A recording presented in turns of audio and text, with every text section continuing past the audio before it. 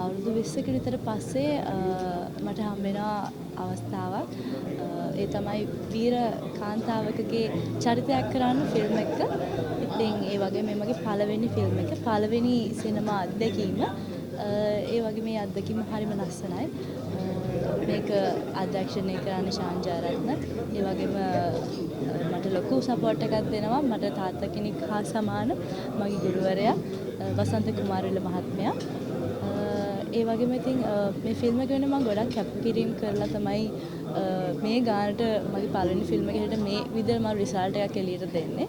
ඉතින් ඒ රිසල්ට් එක ළඟදීම ඔයාලට සිනමා ශාලා 60ක ලංකාවේ තුල බලා ගන්න පුළුවන්.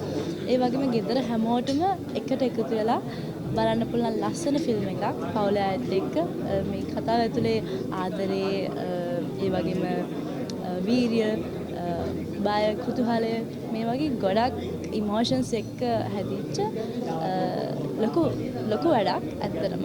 ඒ වගේම වසන්ත කුමාරවිල මහත්මයාට මම ගොඩක් ස්තුතිවන්ත වෙනවා මාව විශ්වාස කරලා මං ගැන ලොකු බලාපොරොත්තුවකින් මේ චරිතය මට බාර දුන්න එක ගැන.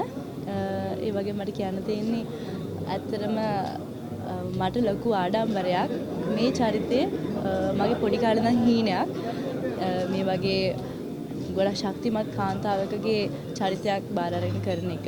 මොකද මම දැකලා තියෙනවා ලංකාවේ ගොඩක් අහිංසක ආදරණීය ඒ වගේ ගොඩක් ෆිල්ම්ස් වල ඒ වගේ චරිත තිබ්බට අපි සීනියර් ආටිස්ලා සබීතා මැඩම් ඒ වගේම තව අපි හිටි සීනියර් ආටිස්ලාගෙන් පස්සේ මට හම්බුන එක ගැන මම ගොඩක් සතුටුයි ඒ වගේම ආඩම්බරයි. ස්තුතියි.